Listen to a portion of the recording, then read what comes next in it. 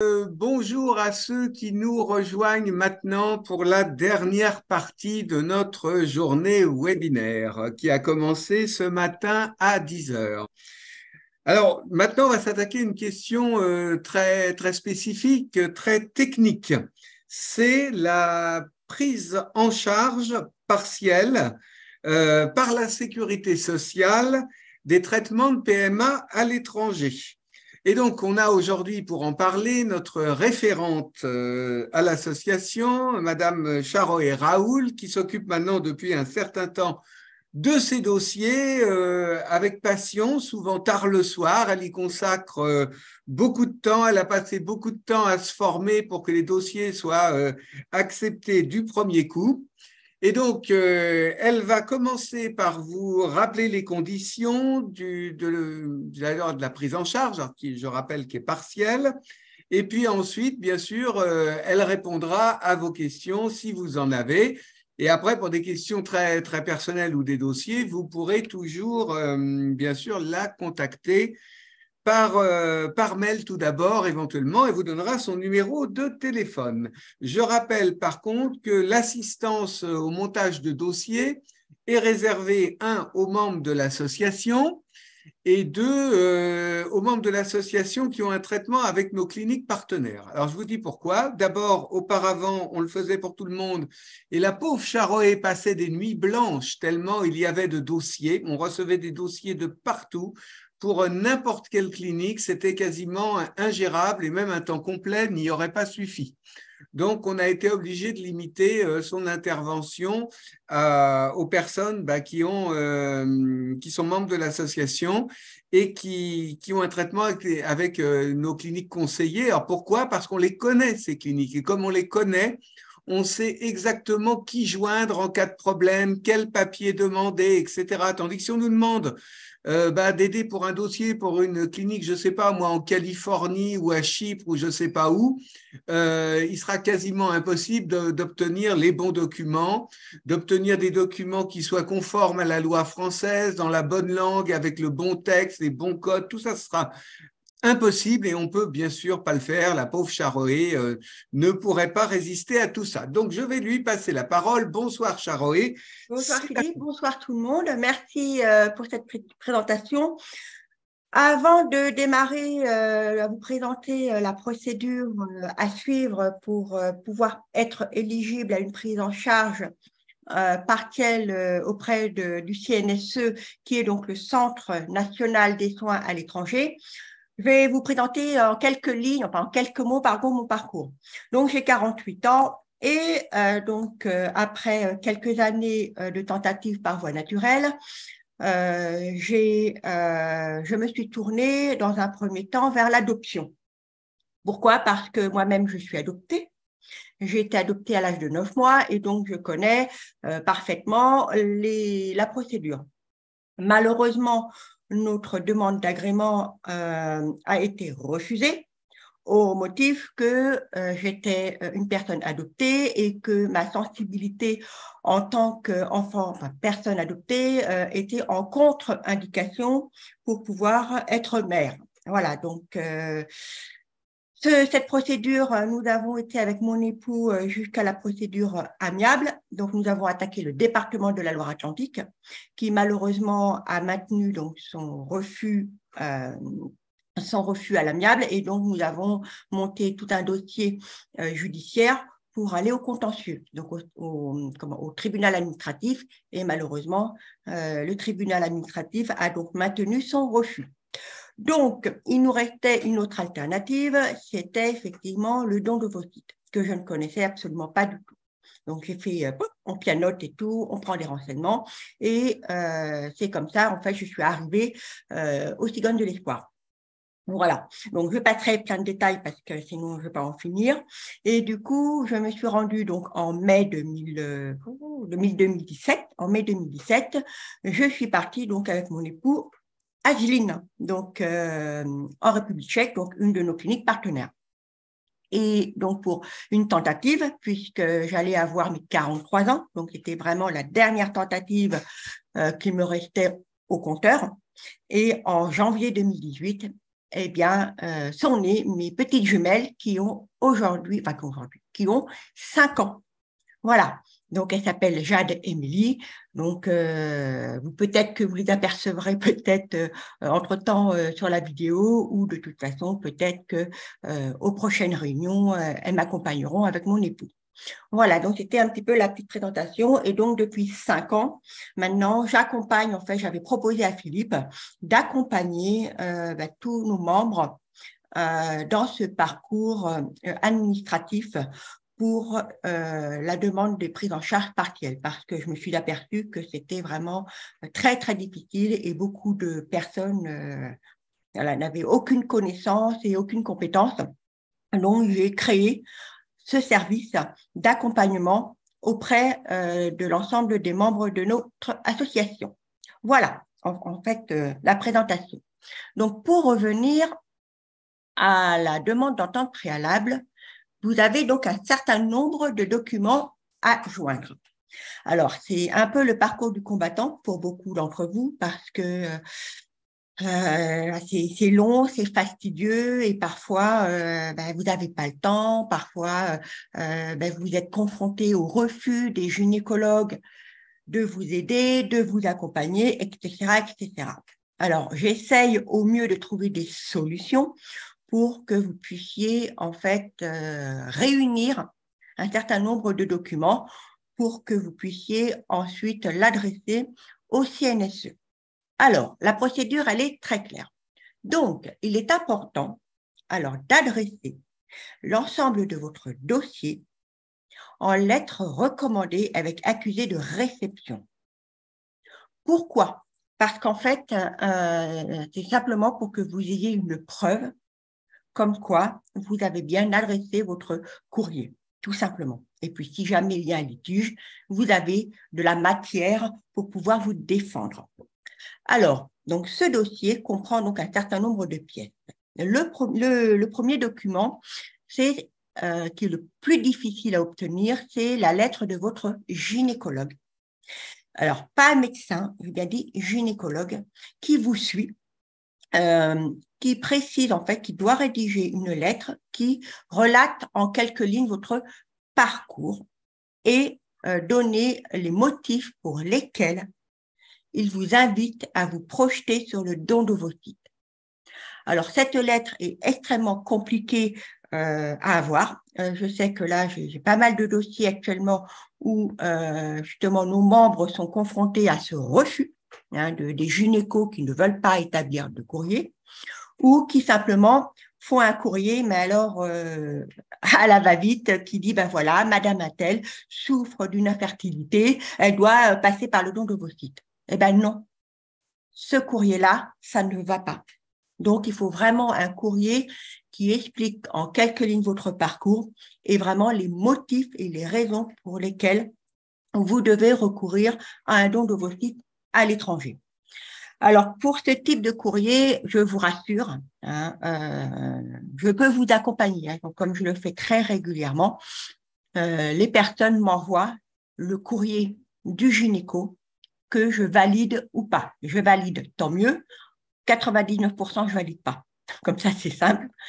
Et en fait, j'explique à la personne et je fais moi-même en fait le courrier que en fait que notre adhérente soumet à son gynéco pour que la secrétaire puisse rédiger le fameux courrier pour qu'il y ait une chance, j'aime pas utiliser ce terme-là, mais qu'il y ait une chance d'être éligible à l'accord. Parce que si le courrier n'est pas rédigé en conformité avec les exigences du CNSE, votre dossier est refusé. Voilà, donc ça, c'est important. Juste un petit mot, parce que j'ai beaucoup de personnes qui me disent, oui, mais Charoué, moi, je n'ai pas d'antécédent de parcours PMA, parce que pour des raisons X, Y, Z, ils n'ont pas voulu me faire une seule tentative en France. Qu'est-ce qui se passe? Ah ben alors là, c'est un autre problème. Eh bien, j'explique à la personne que le gynéco doit quand même faire un courrier qui explique donc votre parcours et qu'il écrit bien noir sur blanc que le centre de PMA dans lequel vous dépendez refuse de faire effectuer toute tentative, que ce soit en insémination ou en FIV. Et il doit en expliquer les raisons. Ça, c'est important et parfois, c'est compliqué parce que les gynécos ne veulent pas noter noir sur blanc qu'ils refusent et pour telle ou telle raison. Bon, là, donc, du coup, ceci, c'est une autre problématique, mais c'est pareil, cette problématique, on finit par la régler. Donc, ça, c'est vraiment au cas par cas. Ça, c'est important. Deuxième chose, il faut aussi qu'on appelle les comptes rendus pour celles et ceux qui ont fait des tentatives en France. Donc, je rappelle, c'est 4 FIV et 6 inséminations. S'il n'y a pas de transfert, ça ne compte pas. Si vous avez fait une FIV, mais vous n'avez pas de transfert, la FIV n'est pas comptée. Ça, c'est important, c'est une petite précision. Donc, j'en reviens à ce point, donc, des comptes rendus des antécédents PMA. Qu'est-ce que j'entends par compte rendu? J'entends par compte rendu, c'est toute tentative effectuée doit faire l'objet préalable d'un compte rendu. Exemple, Madame Pauline Durand, née le atata à un tel, est venue dans mon centre de fertilité le tel jour à telle heure pour y subir une ponction ovocytaire dans le cadre d'une infertilité. Ma patiente ayant été sous protocole, et là il faut la liste des protocoles avec les dosages, et une échographie de la réserve ovarienne a été effectuée à telle date, et voilà le diagnostic, tac, tac, tac, tac, tac, tac. Par conséquent, un transfert d'embryon a été effectué, malheureusement, aucune grossesse, ou grossesse mais arrêtée, ou tentative annulée. Voilà, c'est ce type de compte-rendu qu'on a besoin. Et je précise aussi, parce que les sécos, l'ensemble des sécos, les hôpitaux, ouais, ont tendance à écrire des comptes rendus sous forme de tableau, où il y a à l'intérieur rang 1, tentative 1, rang 2, tentative 2, et on coche. Ça, je n'en veux pas. C'est vraiment le compte rendu blablabla, blablabla, qui doit être donc signé, daté et tamponné, avec en tête, bien évidemment, du centre ou du gynéco. Ça, c'est une chose. Autre élément important, il faut aussi faire votre lettre. Alors, j'aime pas dire motivation parce que c'est pas une lettre de motivation, c'est votre lettre qui explique en quelques lignes votre parcours. Alors, c'est pareil. Pour ces lettres-là, généralement, l'ensemble des personnes me l'envoient pour correction, parce que c'est pareil, dans l'ensemble des dossiers que je reçois, elles sont toutes à refaire. Pourquoi? Parce qu'elles n'expliquent pas explicitement le parcours, ou c'est trop long, ou c'est trop court. Donc, il y a ça. Ensuite, alors, ça, c'est pas grave, hein, mais certaines lettres, vous expliquez vos états d'âme. Vous n'êtes pas là pour expliquer vos états d'âme. Vous n'êtes pas là à dire, voilà, j'ai fait une tentative à telle année, à tel endroit, ça n'a pas fonctionné, je suis tombée en dépression nerveuse, je suis en traitement, etc. Mon mari m'a quitté, ou ce type d'information. Il n'y a pas besoin de ce type d'information sur ces lettres. Cette lettre est simplement administrative. Vous expliquez en quelques lignes qui vous êtes en couple, marié ou pas. Si vous avez des enfants d'union précédente, si oui, il faut l'indiquer. Pourquoi? Parce que la CPAM fait des regroupements. Donc ça, c'est important. Il faut vous expliquer si oui, vous avez des enfants. J'ai des enfants, j'ai 2 enfants d'union respective âgés de 14 ans. Point. C'est tout. Vous n'avez pas besoin de dire doubler, etc. Et vous précisez aussi si vous avez des enfants d'union commune, parce que vous êtes peut-être parent d'un enfant naturel et que vous souhaitez avoir un 2e, 3e enfant, mais que malheureusement, cela ne fonctionne pas. Et c'est là que vous devez passer par le don d'ovocytes. Donc ça, c'est important de le mettre. Et ensuite, dire depuis combien de temps vous êtes suivi en PMA, l'endroit où vous êtes suivi, par qui, et dire quelles sont les tentatives que vous avez effectuées. Par exemple, je prends un exemple, nous avons effectué 3 tentatives en 2016, 2017 et 2018, 3 IAC, qui malheureusement n'ont pas fonctionné. Et entre parenthèses, vous pourrez mettre « voir si joint le compte rendu ». Fermez la parenthèse. Et ensuite, vous expliquez que voilà, vous avez des enfants, par exemple, d'union précédente et que vous avez réfléchi sur ce projet parental en tenant bien évidemment compte de l'intérêt de cet enfant qui est déjà présent au sein de votre couple. Voilà, en gros, la lettre est que, effectivement, votre gynéco vous indique qu'il faut que vous recouriez au don d'ovocytes à l'étranger compte tenu des délais en fait qui vous sont imposés en France. Voilà la lettre un petit peu en quelques lignes. Bien évidemment, je rappelle, vous pouvez tout à fait m'envoyer vos comptes rendus, votre lettre pour que je puisse corriger et valider ou pas. Ensuite, vous allez donc également aussi envoyer le devis de la clinique avec qui vous souhaitez partir. Donc, ça peut être soit avec une clinique partenaire ou une clinique hors partenaire, peu importe. Et ce devis, il doit être daté, signé et tamponné des deux parties, c'est-à-dire de vous et donc de la clinique avec qui vous allez partir faire votre soin. Ça, c'est important. Voilà, donc, une fois que vous avez réuni tous ces documents, donc vous l'agrafez, que je dis aux gens, vous agrafez votre dossier pour que ça soit propre, que ça ne soit pas un brouillon quand vous envoyez les dossiers. Il faut que ça soit vraiment un dossier qui soit complet, propre, et vous l'envoyez, donc, le tout. Donc, vous agrafez donc toutes les feuilles ensemble, tous les documents ensemble, et vous envoyez le tout en recommandé au CNSE, qui est le Centre national des soins à l'étranger, qui se situe à Vannes dans le 56. Alors, l'adresse, j'ai votre boîte postale, je ne sais plus quoi, rue, je ne sais plus quoi. Ça doit être rue Anita Conti, je crois. Donc, l'adresse, de toute façon, vous la retrouverez sur Internet en tapant tout simplement le CNSE. Alors, une fois que le dossier, est envoyé, là, il va falloir attendre.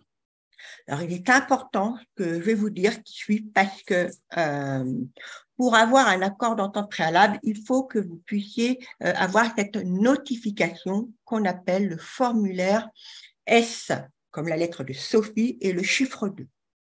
Ce formulaire S2, qu'est-ce que c'est? En fait, c'est votre accord de prise en charge sur lequel il vous est notifié leur accord avec une date de validité. C'est-à-dire que il vous impose une validité de telle date à telle date et vous ne devez pas faire votre soin en dehors de ces dates, c'est-à-dire soit avant ou après. Donc, c'est pour ça que moi, je le conseille, et on le conseille très fortement, c'est d'attendre cet accord. Alors, vous allez me dire, oui, mais comment? On fait quoi? On attend comment? Donc, une fois que vous avez envoyé, il faut que vous regardiez très régulièrement sur votre espace Amélie, onglet messagerie. Et c'est sur cet espace-là que vous allez avoir, si vous avez un accord, le fameux formulaire S2.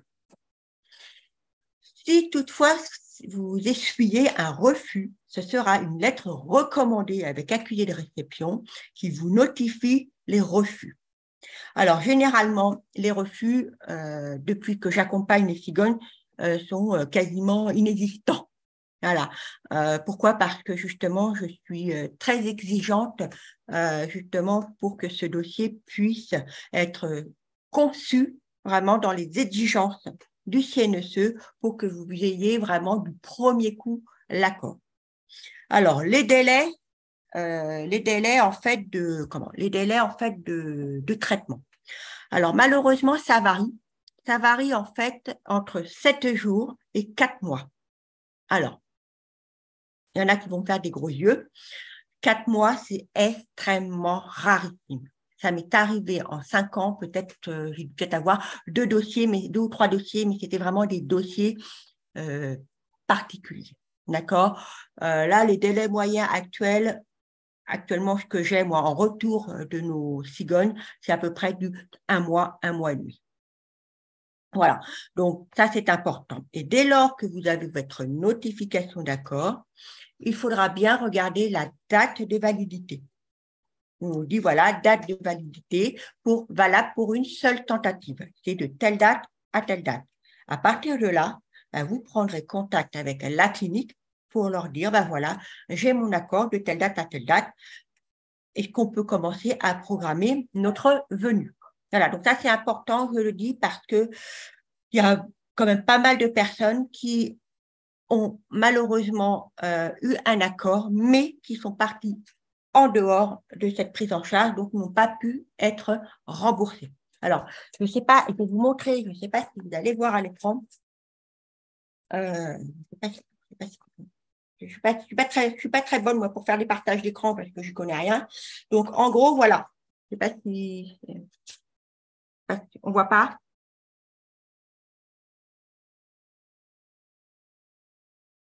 On voit là ou pas? On voit un petit peu, on voit information à l'attention du titulaire, mais on voit que le coin gauche. Il faut que tu Voilà, recules. donc là, c'est le fameux S2 que vous voyez avec effectivement toutes les informations. Et là, ici, alors je ne sais pas c'est quelle ligne. Alors, je ne sais pas si vous allez voir. Au dernier cadre, alors attendez, parce que moi, je ne suis pas très, très bonne. Voilà, au dernier cadre, là, la dernière ligne, vous avez les dates de traitement. Date de début, c'est indiqué. Voilà, date de début. Voilà. Et alors, je ne sais pas ça. Et là, vous avez la date de fin. Alors, on ne voit pas date de fin, il faut déplacer encore un petit peu. Voilà, on la voit, oui. Voilà. Donc, il faut impérativement que vous vous conformez à ces dates-là de validité. Donc, c'est pour ça que je conseille à nos cigognes d'attendre en fait ce fameux formulaire. Parce que il y a eu des personnes qui malheureusement n'ont pas voulu attendre l'accord pour des raisons personnelles ou professionnelles. Ils étaient pressés de pouvoir partir et malheureusement, ils sont partis en dehors de cet accord et donc n'ont pas été remboursés partiellement par la sécurité sociale. Alors, est-ce qu'il y a peut-être des questions avant que je fasse la suite, c'est-à-dire la deuxième partie, c'est-à-dire le retour? Alors, je vais te dire les questions. D'abord, bonjour, je comprends, c'est faux, qu'il n'y a pas de possibilité de prise en charge partielle pour une FIV classique sans don d'ovocytes. Bien sûr que si, c'est possible. Est-ce que tu veux répondre à ça? Mais c'est le même type de dossier, j'imagine. Voilà, exactement. Alors, ce qu'il faut savoir, c'est que généralement, j'ai eu très, très peu de dossiers pour une FIV classique, c'est généralement le don d'ovocytes, qui est quand même, voilà. J'ai eu des gens qui ont fait des demandes de prise en charge partielle pour une FIV classique, ça a été refusé. Et oui, parce que c'est plus facile à obtenir en France, donc le motif, exactement. il est plus justifié. Donc, voilà, donc pour être, on va dire, cash, je vais vous dire non, parce que de toute façon, la FIV classique, vous pouvez la faire en France. C'est que uniquement la FIV de don d'ovocytes qui rentre dans un statut particulier où là, il y a les demandes qu'il faut faire. Donc, pour répondre à la personne, d'abord, bonjour, non. Alors, légalement, c'est possible, mais le résultat, c'est que ça sera sans doute un non, parce qu'ils diront, vous pouvez le faire en France, ou alors c'est parce que la personne a dépassé l'âge, et si elle a dépassé l'âge, elle ne peut pas obtenir, bien sûr, de remboursement. Ensuite, vous expliquez qu'une FIV sans transfert compte pour 0 pour la sécurité sociale. Faut-il les comptes rendus quand même? Oui. C'est des personnes qui ont fait 3 FIV sans transfert. Oui. Alors, il faut impérativement les comptes rendus. Et moi, ce que je demande pour faciliter le travail du CNSE, c'est que les comptes rendus soient faits par tentative. Un compte rendu par tentative.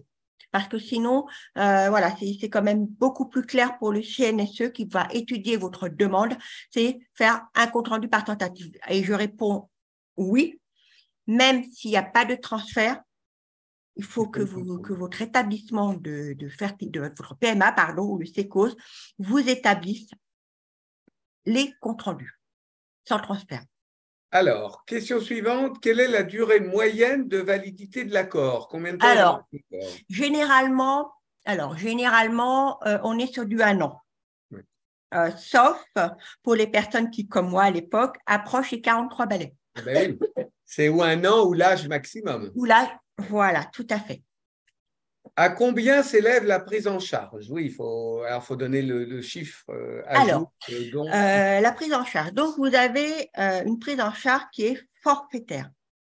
Si vous dépensez 6 000, 7 000 euros, c'est à peu près la moyenne, 7 000, 8 000, je crois, dans nos cliniques partenaires, vous aurez une prise en charge forfaitaire de 1500 et quelques euros pour la partie des soins. Et vous avez une autre partie également pour la prise en charge au niveau de vos transports. Alors, qu'est-ce que j'appelle transport? Les transports, c'est tout ce qui est avion ou voiture. C'est-à-dire que si vous allez en voiture, oui, il y a des gens qui partent en voiture, vous avez d'office le forfait de 300 euros à une condition de joindre les justificatifs. Ça peut être les péages, ça peut être les tickets d'essence, etc. Donc ça, c'est important. Et pour les personnes qui vont en avion, c'est quand même une grande majorité de nos membres, ce sont les facteurs, c'est les factures, pardon, des billets d'avion. Alors, je vais revenir là-dessus, si tu me permets, Philippe, sur le billet d'avion. Peut-être que tu en parleras dans la deuxième partie. Oui, on va faire ça dans la deuxième partie. Hein. Donc, je reviendrai dans la deuxième partie pour ça. Et donc, pour le transport en avion, eh bien là, par contre, ça sera la pochette surprise. Pourquoi? Parce que le CNSE applique un coefficient en fonction, ne me demandez pas comment ils font, je n'en sais rien, en fonction du tarif de votre billet d'avion. Si vous payez un billet d'avion de 100 euros, vous ne serez pas remboursé 100 euros. Vous serez peut-être remboursé 70 euros, 50 euros ou 65 euros. Je n'en connais pas le montant exact. Voilà. Et ça, c'est pareil. Après, c'est les problèmes des mutuelles. Alors, je pense que je vais en parler aussi dans la deuxième partie. La deuxième partie. Voilà, je continue. Alors, Justine qui me dit, je viens d'arriver, j'aimerais savoir où trouver le document. Alors, c'est le S2. Justine, on est désolé, mais ce n'est pas un document qu'on trouve, c'est le résultat d'un dossier. Et on a déjà commencé depuis très longtemps. Donc, je vous conseille pour le début, il y aura un replay qui va être en ligne et vous pourrez tout écouter. On ne peut pas tout refaire là pour tous les gens qui nous écoutent, mais vous trouverez ça sur le replay ou bien vous envoyez un mail à Charoé. Tout à l'heure, elle va vous donner son adresse mail. Fatima me dit, une femme seule peut-elle monter un dossier CNSE sans essai de FIV au préalable, vu qu'en France, il faut obligatoirement être en couple? Eh bien non, Fatima. En France, depuis septembre 2021, il n'est plus nécessaire d'être en couple et une femme seule peut monter un dossier. D'ailleurs, Charoé va le confirmer, hein, bien sûr. Oui, tout à fait. Donc, effectivement, vous pouvez, Fatima, monter un dossier en tant que femme seule, régie sous la fameuse nouvelle loi, justement, PMA pour tous. Et là, c'est pareil, si vous souhaitez effectivement monter ce type de dossier, je peux vous accompagner si effectivement vous souhaitez partir avec nos cliniques partenaires, puisque ce type de dossier, c'est un dossier qui est particulier. Donc, je fais, en fait, c'est ça que je voulais dire à toutes les personnes présentes, je traite chaque dossier comme un cas à part. Ce n'est pas parce que vous partez tous sur une fuite d'eau, vous n'avez pas tous le même parcours, pas tous les mêmes envies, pas tous voilà. Donc, c'est important chez chaque personne. Voilà, j'étudie le dossier de chacune des personnes, mais je dirais pas globalement, mais comment on appelle ça? Oui, individuellement, enfin traiter Voilà. personnellement. Personnellement, voilà, cherchez le mot, merci. Voilà, donc là, c'est important. Donc, pour vous, Fatima, il n'y a aucun problème. On vous communiquera mon adresse mail et puis vous n'hésitez pas à prendre contact. Et puis, je ferai un plaisir de vous accompagner si vous souhaitez partir dans ce type de procédure. Alors, est-ce valable pour un double don et un accueil d'embryon? Alors, l'accueil d'embryon, oui, le double don, ça pose quand même un petit problème. Dans certains cas, on a l'impression que c'est oui, dans d'autres cas, c'est non. Donc, Charo, quelles sont les dernières nouvelles à ce niveau? Alors, moi, j'ai eu quelques dossiers en double don. Ouais, Ils sont passés. ouais. Voilà. Ils sont passés. Alors, ça, c'est pareil. Avec un bon dossier. Avec des bonnes explications et de bons motifs. On ne met pas, voilà, double don parce que on a envie de passer en double don. Il faut vraiment que ça soit vraiment motivé, justifié par le corps médical. Donc ça c'est pareil. C'est encore un dossier au cas par cas. Mais ça, en tout cas, c'est possible. Un certain nombre de dossiers en double Bien don ont sûr, été acceptés. bien sûr. Parce qu'on voit dans certains sites que le double don n'est pas pris en charge. Bon, il y a effectivement peut-être une ambiguïté, mais on est arrivé à les faire passer. Donc, peut-on Voilà. être pris en charge Mais c'est après pas c'est 43 pas ans? c'est pas le plus gros, hein. Voilà. Alors là, peut-on être pris en charge après 43 ans pour un don d'ovocytes? Bien non. Non. Sauf si vous avez des embryons congelés quelque part. Et dans ce cas-là, vous pouvez être pris en charge jusqu'à 45 ans. 45 ans. Mais bien sûr, il faut prouver que ce sont des embryons qui ont été congelés avant vos Avant. 43 ans. C'est un peu plus compliqué, ou des gamètes congelées. Pareil, vous pouvez avoir des ovocytes, mais c'est assez rare, congelés. À l'époque, on n'en faisait pas beaucoup. Avant 43 ans, y a des cas en France où ça l'est, notamment après cancer ou après traitement de chimiothérapie. Mais dire je vais passer un dossier, ils vont faire une exception parce que j'ai plus de 43 ans, ça ne marche pas du tout. Une question de Pauline, la fenêtre d'action dans l'exemple que tu as montré est courte, 4 mois, Charoé, c'est normal, non, c'est pas la moyenne générale, c'est parce que c'était, j'imagine, avant tes 43 ans, voilà. C'est soit un an, soit la date anniversaire des 43 ans. Oui, Donc, la en veille de la général, date d'anniversaire. voilà, Tout à fait. c'est un an, évidemment, si c'est 3 mois avant vos 43 ans, l'accord est valable 3 mois. Bonjour, le montant de la prise en charge partielle varie. Non, il est forfaitaire. On va en parler après du montant et de la façon. Il est forfaitaire. Uniquement pour la partie des soins, Pour la partie des soins, oui, on reparlera du transport tout à après. l'heure. Mm. Samia, bonjour. Si j'ai eu une FIV plus 2 ICSI, donc 3 tentatives, je n'aurai droit qu'à une seule prise en charge en dehors de France. Oui, si vous avez eu à chaque fois des transferts. Transfert. Si vous n'avez pas eu de transfert, si sur, je ne sais pas, les 3 tentatives, il n'y a eu que 2 transferts, vous avez droit encore à 2 tentatives. Par contre, si vous avez eu les 3 et 3 transferts, vous n'avez droit qu'à une seule tentative, mais avec remboursement partiel. Après, vous pouvez faire des tentatives totalement à vos frais. Hein. Merci. Est-ce qu'il existe un plafond concernant les salaires des demandeurs? Non. Non, Est-ce que les revenus du foyer ont une non. incidence? Non. Pourquoi notre gynéco nous a renvoyés vers le SECO si les délais sont élevés? J'aurai 42 ans en novembre. Et difficile à expliquer, souvent parce qu'il ne sait pas quelle est possibilité à l'étranger, parce qu'il ne connaît pas du tout les délais du sécos, parce qu'il ne fait pas beaucoup de PMA, il est plutôt gynéco, donc il traite beaucoup moins des problèmes de fertilité. Il y a 1000 raisons à ça. Et puis parce qu'il est toujours bien de s'inscrire dans un sécos, ça n'empêche pas, hein, Charon, on s'inscrit dans Non, un pas sécos, du tout. ça n'empêche pas de faire des tentatives à l'étranger. Alors, il y a juste un point quand même que je voudrais dire par rapport aux sécos. Euh, je dis aux gens, tout dépend des relations qu'ils ont avec le sécos. Si ça se passe bien et tout, effectivement, ils peuvent dire, voilà, nous, on souhaiterait partir à l'étranger. Est-ce que vous nous accompagnez pour élaborer le courrier parce qu'on souhaiterait partir à l'étranger pour un don d'ovocytes? Et parfois, en grande majorité, ça ne se passe pas très bien dans les sécos. Donc, du coup, j'ai tendance à dire aux gens, vous dites rien. parce que de toute façon, ils peuvent vous faire une barrière. Donc, soit vous dites rien et puis vous essayez de voir un autre gynéco ou transférer votre dossier vers un autre gynéco qui est beaucoup plus à l'écoute et ouvert d'esprit, ou si vraiment il y a problématique, voir votre médecin. Alors ça, c'est pareil. Normalement, les comptes rendus doivent être effectués par les gynécos. Ça, c'est parce que c'est normal. Si toutefois votre gynéco est absolument pas d'accord, il refuse d'écrire ce courrier qui vous indique de partir sur un don d'ovocytes à l'étranger, le médecin peut le faire. Ça, c'est pareil.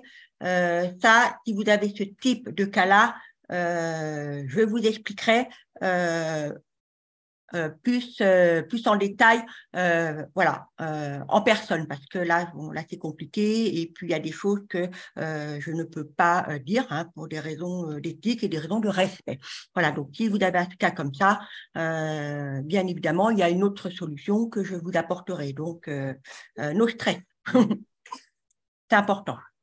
Bien, bonjour. Une prise en charge est-elle possible s'il n'y a eu aucune tentative en France? Alors, délai très long pour un don d'ovocytes pour une femme noire. Alors, c'est vrai que le problème des personnes et des femmes de couleur est un vrai problème. Les donneuses dans toute la France se comptent sur les doigts de deux mains. Et encore, quand je dis deux mains, c'est peut-être même les doigts d'une seule main pour toute la France. Donc, un dossier bien monté devrait pas poser de problème parce que les autorités savent très bien qu'il n'y a quasiment aucune donneuse de couleur en France, ni dans les dom-toms, nulle part, il n'y en a pas. Tu es d'accord avec moi, Charo? Et un dossier bien monté passe très bien là-dessus. Alors, est-ce que les doubles dons après 40 ans ont une chance d'être acceptés avec un dossier bien monté? Oui, il faut qu'il soit bien argumenté. Voilà. Je pense qu'il faut vraiment que le dossier soit bien revu. C'est Pauline qui pose la question. S'il est bien vu, toi, tu es arrivé à en faire passer, Charo, donc voilà, il arrivera peut-être à passer. Ensuite, question Laetitia, on fait les comptes rendus uniquement pour les FIV ou également pour les inséminations? FIV, ça vaut pour les FIV et inséminations. Si vous avez fait 3 FIV, 3 inséminations, je demande à ce qu'il y ait 3 comptes rendus FIV, 3 comptes rendus insémination. C'est beaucoup plus simple pour le CNSE de lire, parce que s'il a tout dedans, c'est compliqué que par tentative, avec ordre chronologique, voilà, le CNSE apprécie que ce dossier soit quand même, ça montre une cohérence et puis un certain soin apporté au dossier. Et plus le dossier est clair, plus il est propre, plus les gens du CNSE. Alors, il faut savoir que le CNSE, ils sont quand même pas très nombreux. Donc, si un dossier fouillis, ils n'ont pas envie de le traiter, ils ont plus facilement envie de mettre un nom que sur un dossier bien rangé, bien classé, bien propre, bien clair. Ils ont quand même plutôt tendance à mettre un oui. Ce sont quand même des gens humains, bien sûr, tout en respectant les conditions légales. Bien sûr. Une question de Clément. Bonjour, si nous avons fait 4 FIV en France avec transfert mais sans grossesse, pouvons-nous être remboursés partiellement par la Sécu? Ben non. Et non, hélas, là, il n'y a plus de solution. Est-ce qu'il faut aussi les comptes rendus en cas d'insémination? Marie-Laure, on vient de répondre, c'est oui. Alors, est-ce que les trains sont aussi remboursés? C'est Clément. Les trains, qu'est-ce que ça donne? Alors, les trains, ça fait partie aussi du cadre du transport. Donc, il faudra la facture détaillée par tête de passager pour les trains.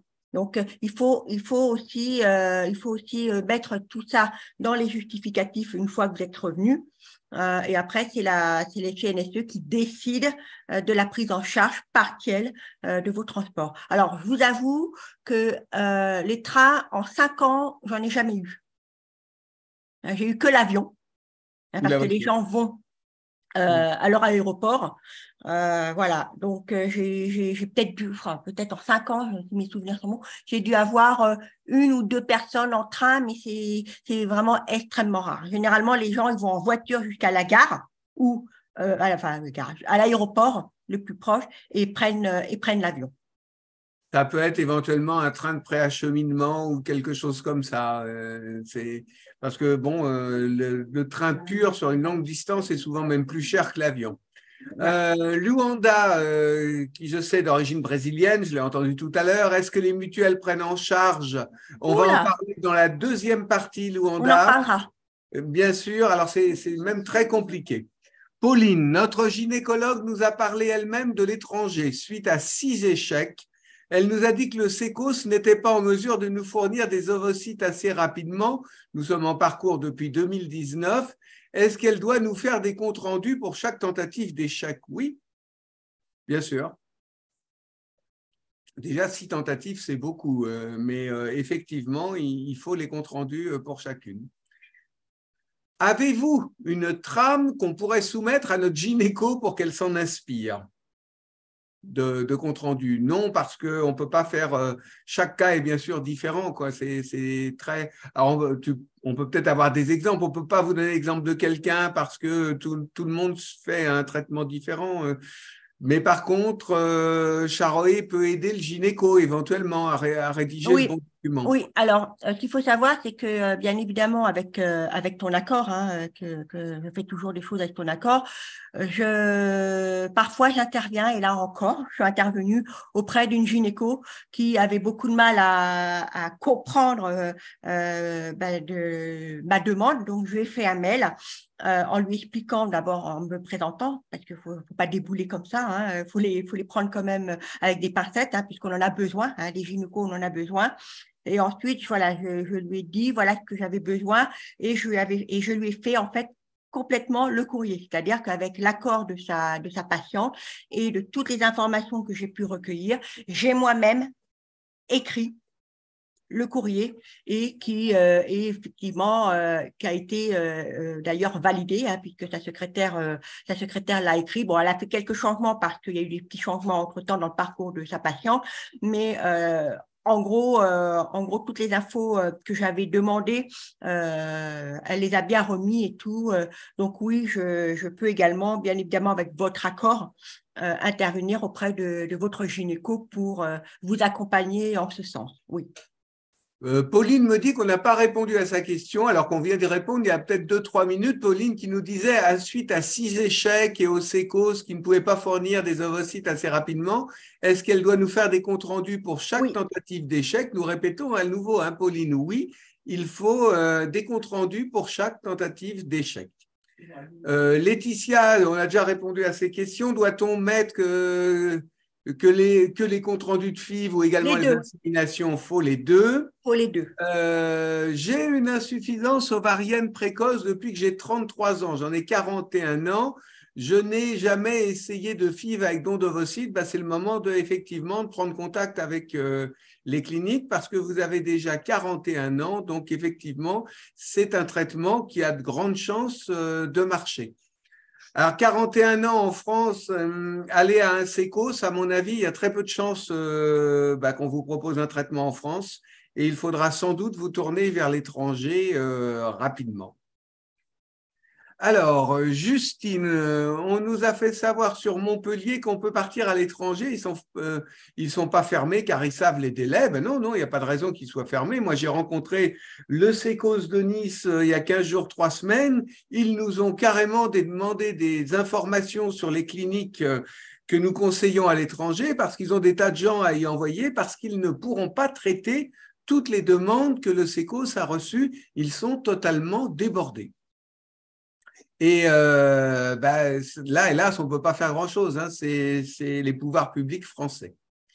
Bonjour, Caroline. Un succès d'une FIV avec fausse couche remet-elle à zéro le compteur des 4 tentatives autorisées pour une prise en charge de la CPAM? Je pense que oui, Charo. Hein, quand il y a eu ces fausses couches ou qui remet à zéro ou accouchement, je ne sais plus. Là, j'ai un trou. Alors, ça c'est pareil. Au CNSE. Il m'a répondu. Il faudrait que je retrouve le mail. Donc j'ai mis une réserve. Hein, j'ai mis une réserve parce que ça remonte à très loin. C'est le compteur. Le compteur se remet à zéro lorsqu'il y a accouchement. Mais si c'est grossesse, quand il y a fausse couche, ça pourrait marcher. Il faut vérifier. On va vérifier, Caroline. Je vous conseille de reprendre Elle contact m'envoie avec un mail. Caroline. Vous lui Elle envoyez m'envoie un un mail, on va mail. donner son mail et elle va vérifier la réponse précise du CNSE parce que je me souviens qu'on a posé la Oui, question. il faudrait que je la retrouve. Euh, alors, suite de ma question, est-ce qu'il faut expliquer pourquoi je n'ai pas essayé de faire de FIV avec don d'ovocytes en France depuis mon diagnostic dans la lettre? Est-ce qu'il faut expliquer, Charo?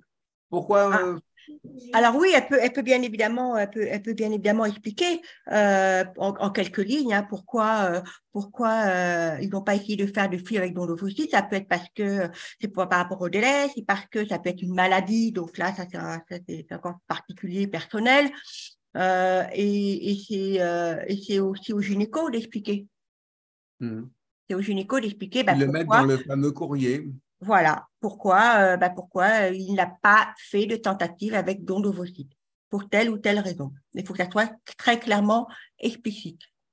Pauline, plusieurs courriers de recommandation de plusieurs gynécologues, est-ce utile? Ben non, un seul avec toutes les informations dont il y a besoin, parce que au Alors, ça niveau dépend, des causes, le CHA, tu crois ça que… dépend. Ça dépend. Alors, j'explique pourquoi. J'ai des dossiers où je demande à nos cigognes qu'elles joignent deux dossiers de gynéco différents. Pourquoi? Parce que il arrive parfois que certaines personnes soient ou ont été suivies par deux gynécos et que parfois le premier gynéco, c'est lui qui a diagnostiqué en fait le problème de la réserve ovarienne. Hein, et puis qu'après, bon, la personne a peut-être quitté le centre ou peut-être pour d'autres raisons. Et lorsqu'elle est suivie par le deuxième gynéco, lui peut effectivement attester de nouveau le diagnostic qui a été posé par son confrère ou sa consoeur.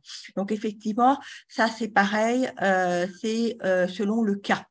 Hein, mais généralement, un seul courrier de gynéco, et c'est généralement le gynéco de PMA qui vous suit. Après, voilà, donc après, ça peut être effectivement possibilité d'avoir un deuxième courrier, mais là, c'est vraiment au cas par cas. Mais en Ok. règle générale, un seul courrier suffit. Pauline précise que tous les médecins ne font pas de compte rendu à l'issue du rendez-vous. Oui, il faut les réclamer. Faut Oui. réclamer les comptes rendus. Et ça, parfois, bah, c'est effectivement un peu compliqué. On revient un Alors, peu sur… Oui, vas-y, pardon, excuse-moi de t'interrompre. Pendant que j'y suis, parce que je pense qu'il va y avoir des personnes qui vont peut-être dire, bah oui, mais Charoué, t'es gentil, mais moi, mon gynéco ne veut pas m'établir les comptes rendus. Et ça, j'en ai très souvent. Alors, dans ce cas, exceptionnellement, vous avez la possibilité de demander à votre médecin traitant. Donc voilà. Donc, alors j'explique parce que j'ai eu plusieurs cas et malgré ça, j'ai eu des accords, même si ça a été établi par les médecins. En fait, je dis aux gens, dans ce cas-là, vous ramenez votre dossier chez votre médecin traitant, vous expliquez pourquoi vous venez avec votre dossier en disant, voilà, votre confrère Pauline, machin, de la région de je ne sais pas trop quoi, ne veut pas établir de compte-rendu pour telle ou telle raison. Est-ce que vous acceptiez de le faire à titre de relais? Et là, oui. Donc, dans ce cas, le médecin dit, voilà, je sous-signé docteur, gna, gna, gna, gna, gna. Ma patiente m'a adressé son dossier de PMA pour que je puisse, pardon, merci, pour que je puisse effectuer les comptes rendus de ces tentatives effectuées à tel ou tel endroit. Mon confrère du service de PMA de tel endroit ayant refusé d'écrire ses comptes rendus. Donc, moi, en tant que médecin référent de ma patiente, je fais le relais de vous fournir les comptes rendus. Et là, du coup, c'est lui qui va reprendre tout le dossier et qui va faire les comptes rendus.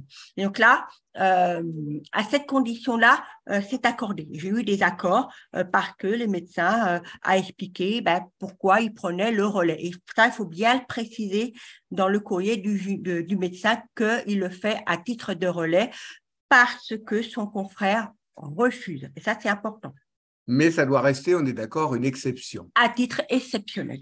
Alors, pour revenir sur le cas de Pauline qui nous parlait tout à l'heure de ces 6 échecs, mais en fait, quand on lit, c'est pas tout à fait ça, puisque les embryons ont été mis par 2 à chaque fois.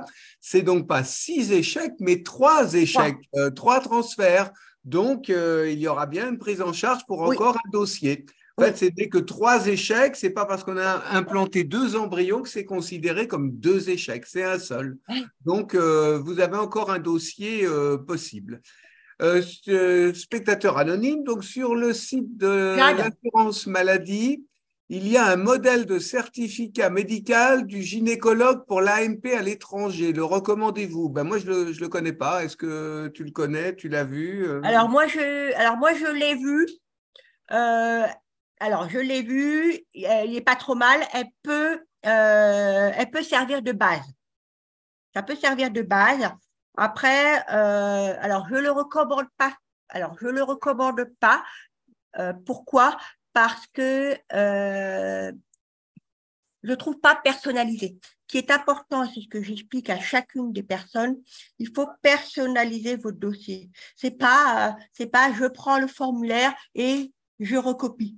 Pour moi, ça peut servir de base, mais bon, voilà. J'estime que vous envoyez un dossier, c'est personnel, c'est votre cœur, c'est votre trip, c'est pas un courrier que vous recopiez bêtement sur un site d'assurance maladie. Mais vous pouvez vous en servir de base. De base, oui, bien sûr.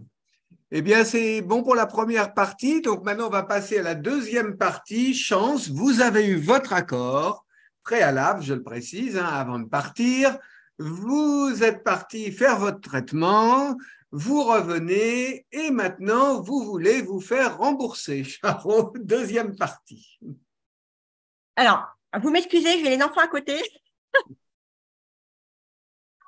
Jade. Bon, bref. Bon, alors, pardon, excusez-moi. Donc, du coup, donc pour la deuxième partie, donc effectivement, vous êtes revenu, vous avez donc l'embryon voilà, qui se développe, hein, et maintenant, il s'agit de faire la demande de remboursement de vos soins. Donc, il y a une deuxième procédure qui est la plus fastidieuse aussi, c'est de réunir l'ensemble de vos justificatifs. Alors, juste un petit point sur le délai de remboursement. Les délais de remboursement peuvent varier de 8 mois à 12 mois. Voilà. La grande nouveauté qui n'existait pas avant, c'est que vous avez la possibilité d'envoyer votre dossier avec l'ensemble des justificatifs par Internet. Donc, vous allez vous connecter sur votre espace Amélie et vous avez un onglet, alors je crois que c'est soins à l'étranger, et je crois que vous avez une rubrique remboursement. Et c'est là qu'en fait, vous remplissez toutes les cases et ensuite, je crois que vous envoyez tous vos justificatifs.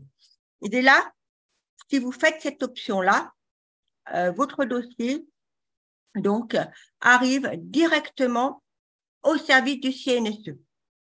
Par contre, vous avez la possibilité, alors moi je conseille plutôt cette deuxième option, c'est de le joindre, en fait votre demande de remboursement papier. Parce que quand même, c'est quand même mieux. Hein. Donc, comment ça se passe? Alors, la liste est de documents. Donc, ce sont des CERFA. Donc, il faut que vous alliez sur votre moteur de recherche Google et que vous tapez, en fait, le CERFA 12267 étoile 4. Donc, je répète, 12267 étoile 4, c'est le CERFA de remboursement des soins. Vous avez également à télécharger et à remplir le CERFA 11162 étoile 3. Le 11162 étoile 3, c'est le fameux CERFA pour les transports. Donc, à charge pour vous de les remplir à la main. Donc, vous remplissez ces CERFA. Et là, c'est pareil. Pardon pour les enfants. Là, c'est pareil. Je peux également vous accompagner pour remplir correctement les CERFA. Donc, ça, c'est important. À chacun des CERFA, donc pour le CERFA 12, pardon, excusez-moi. Ça commence. Voilà.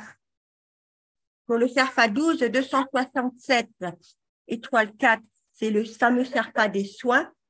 Vous devez donc joindre donc, la facture acquittée, signée et tamponnée de la clinique, ainsi que le compte-rendu de la clinique, que toute clinique doit vous transmettre. Donc ça, vous l'agrafez à ce CERFA rempli.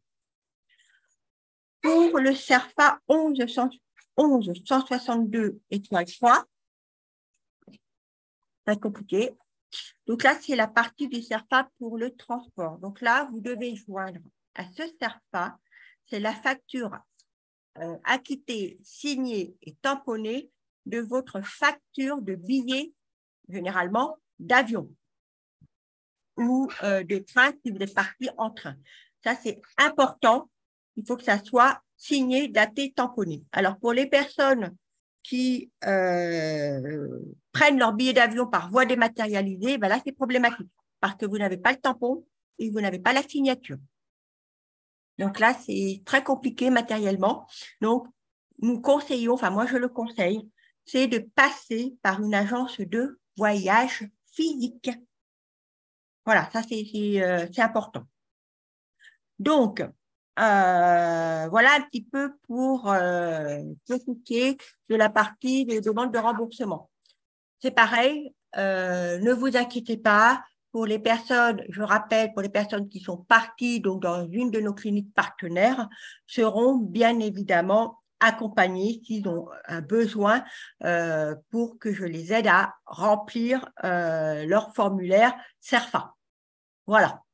OK. Et ensuite, vous envoyez tout ça donc à votre CEPAM, si c'est par courrier, si c'est par papier, vous l'envoyez tout à votre CEPAM en recommandé avec accusé de réception. Et c'est ensuite votre CEPAM qui transférera directement au service du CNSE à Vannes. Et pour celles qui veulent faire par voie dématérialisée, eh ben, vous vous connectez sur votre site Amélie, onglet soins à l'étranger, remboursement. Et là, vous remplissez en fait les petites cases et vous devez joindre, je crois, tous les justificatifs. Et à la fin, vous avez donc un récapitulatif mail qui vous dit, ben voilà, vous avez envoyé votre dossier, nanani, nanana, à telle heure, à tel endroit. Voilà, et là, ce dossier-là arrive en fait directement au CNSE. Voilà. Bien. Alors, juste, je précise une chose. Je ne sais pas s'il y a des gens là qui nous écoutent et qui sont originaires des DOM-TOM, mais là aussi, il y a une certaine complexité en ce qui concerne les transports. Il y a donc des règles spécifiques. Oui, On alors, a eu plusieurs cas. ouais, donc pour ceux qui sont dans les DOM-TOM, vous aurez la possibilité d'être pris en charge de votre billet. Alors, ça peut être total ou partiel, hein, je dis total ou partiel, à une condition qu'en fait, que votre avion, que votre vol soit bien vraiment que pour partir là-bas. Alors, Pas d'arrêt j'explique. en France, Moi, j'ai quoi. des gens qui m'ont dit, moi, j'ai de la famille, par exemple, à Paris.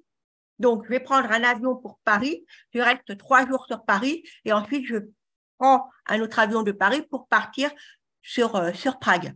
Est-ce que je vais être remboursée? Eh bien, non.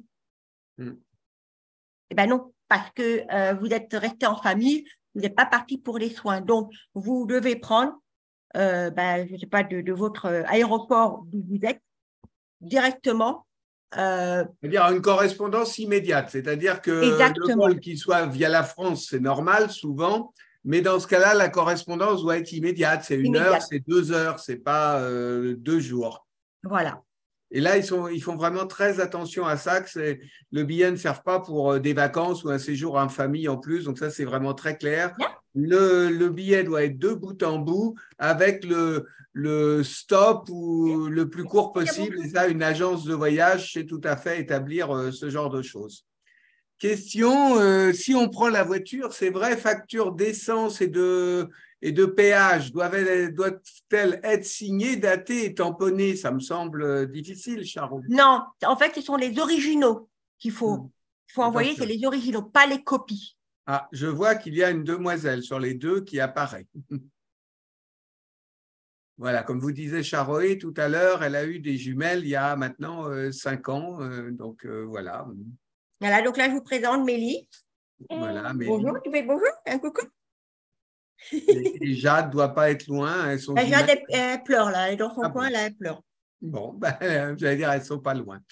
On va voir s'il y a des questions concernant donc cette partie sur le remboursement. Pour l'instant, ah oui, les mutuelles. On a oublié de parler des Ah, mutuelles pardon, excusez-moi, attends. Hop, voilà. tout à l'heure. Je fais une fausse Les, manip. Alors, les les mutuelles. mutuelles. Alors, les mutuelles, c'est extrêmement compliqué.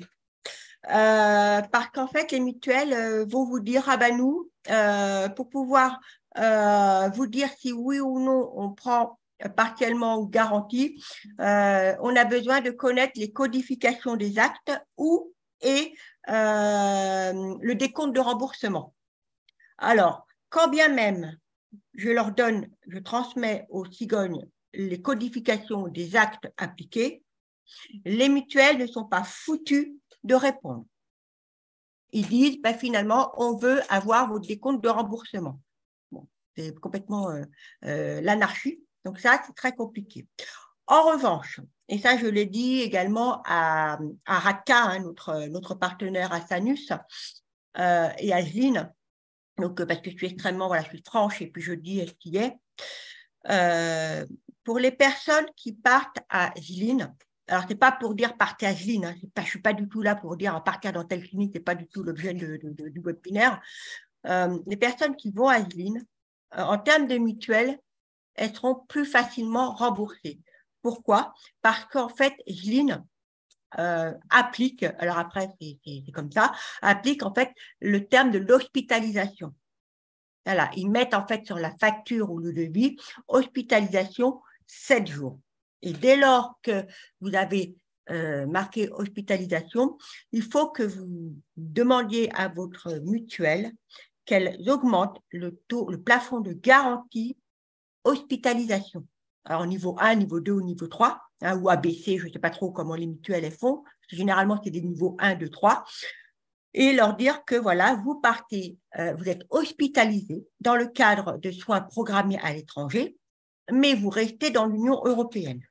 Alors, soit les mutuelles, soit vous rentrez dans les garanties hospitalisation générale, tel qui était mon cas à l'époque avec la GMF, soit vous pouvez avoir une garantie qu'on appelle hospitalisation à l'étranger, soit c'est aussi une garantie à l'étranger, mais Union européenne, soit ça peut être un intitulé hospitalisation soit spécifique ou actes techniques médicaux. Donc, vous avez plein d'intitulés qui existent dans le cadre des mutuelles, donc c'est extrêmement compliqué pour vous apporter une réponse très claire et nette à ce sujet.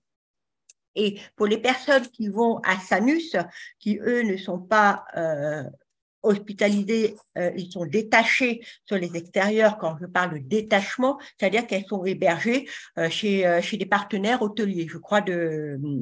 Voilà. Donc là, bah, c'est très compliqué parce que ça ne rentre pas dans le cadre de soins ambulatoires. Donc là, malheureusement, je ne peux absolument pas répondre pour ce cas dont les cliniques pratiquent un détachement en termes de logement.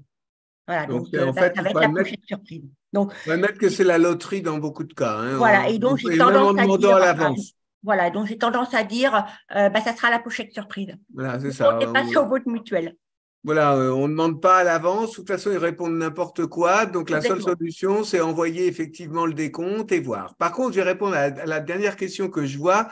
Est-ce que des mutuelles font des prises en charge de DO après, enfin, d'endovocytes à l'étranger après 43 ans? Là, la réponse est claire, c'est non. Et non. Puisque s'il n'y a pas de document de la sécurité sociale, aucune mutuelle ne prend en charge. Donc là, c'est très simple. Pas de papier de remboursement de sécurité sociale, aucun remboursement, quelle que soit la mutuelle, quel que soit le contrat.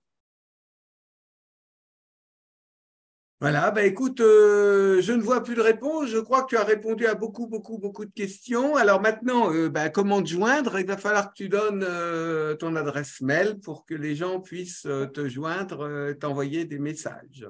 Voilà. Donc, vous avez donc l'adresse mail. Bah, Philippe va peut-être vous le noter ou vous le verrez Je sur vais la page. l'envoyer en même temps. Je vais l'envoyer en même Voilà, temps. envoie l'heure. Ce que je vous demande, bien évidemment, c'est de me laisser un numéro de téléphone.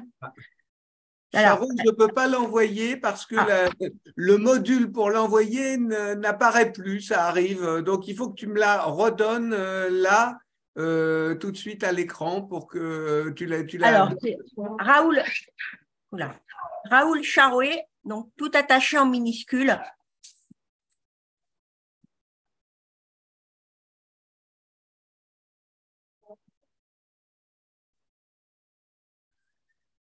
Ah ben, Jade,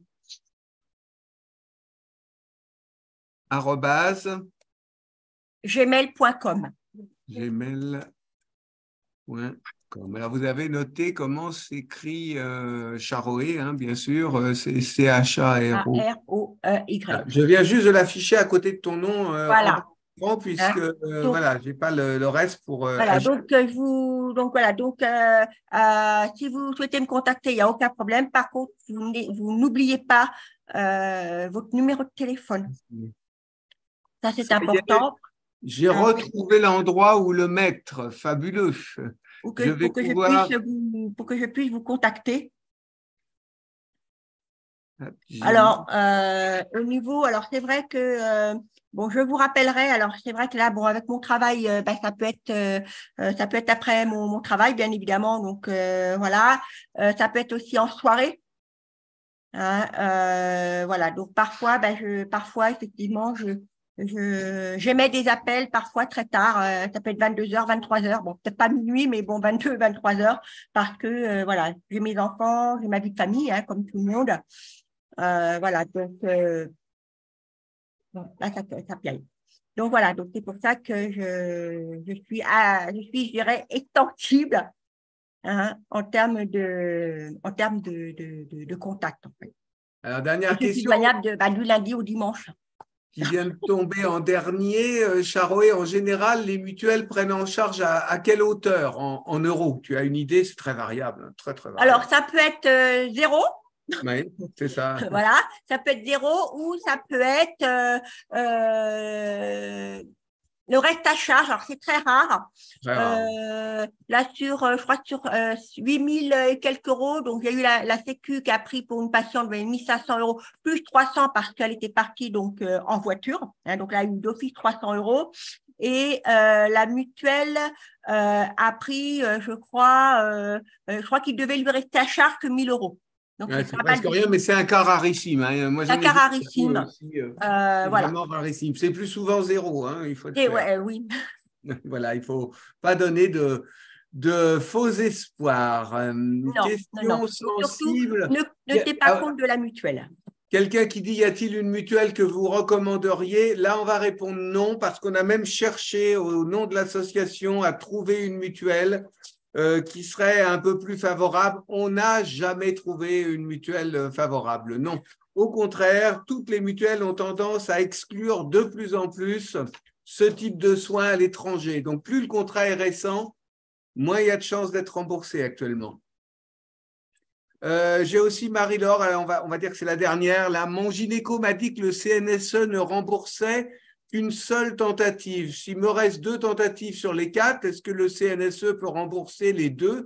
Si la première n'a pas fonctionné, ben oui, légalement, oui. Alors, je voulais juste terminer pour expliquer ce que c'est une seule tentative, parce qu'effectivement, on dit une seule tentative, c'est quoi? Une seule tentative, c'est le transfert frais de l'embryon. Mais donc ça, c'est ça en fait, c'est le transfert frais et tous les embryons. Alors, ce qu'il faut savoir, c'est que si vous avez fait une tentative FIV avec transfert d'embryon et que frais, mais qui n'a pas fonctionné, les embryons qui restent issus de la tentative initiale et ou sont pris en charge dans la limite de la validité d'accord du CNSE. Alors, je ne sais pas si c'est très clair. Si c'est valable 1 an, ben les tentatives et les autres tentatives issues du premier traitement sont prises en charge dans ce cas-là. Voilà, donc c'est-à-dire c'est que les transferts. C'est-à-dire que vous avez les transferts. une FIV d'eau avec transfert de 1 ou 2 embryons et on vous dit il vous reste Embryon. quatre embryons. Donc, les gens vont les congeler. Donc, ça va devenir des TEC, transferts d'embryons congelés. Donc, ces transferts d'embryons congelés seront pris en charge partiellement dans la limite de validité qui vous est imposée par le CNSE qui est notifié sur le formulaire S2. Voilà. Après, bon, si les gens n'ont pas bien compris, c'est pas grave. Hein. Au pire, ils passent en MP et puis moi, je les appelle et puis j'en réexpliquerai un peu plus. Voilà. Donc vous pouvez toujours contacter Charoé pour plus de détails parce qu'il est quand même temps qu'elle aille s'occuper de ses filles. Elles vont bientôt avoir faim quand même et puis on les voit un peu s'agiter. Il me reste à te remercier, Charoé, pour toutes ces explications. Je crois que tu as vu qu'il y a eu beaucoup de questions, beaucoup de réponses, beaucoup de conseils. Donc, je pense que c'était très utile. Et en même temps, ça termine notre première journée webinaire d'information. On est assez content parce qu'en dehors de quelques petits problèmes techniques, il y a eu beaucoup de monde toute la journée. Merci à tous d'avoir participé. Alors, on va travailler sur les replays, on va faire des montages, parce qu'il y avait justement les moments de panne, des choses comme ça.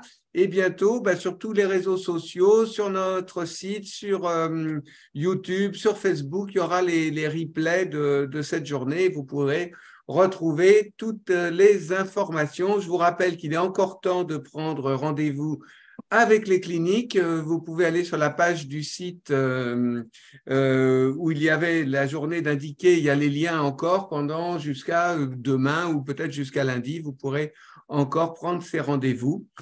Merci à tous et à bientôt. Merci, bonne soirée et puis je suis à votre disposition par mail. Voilà, à très bientôt. À très Au revoir. bientôt.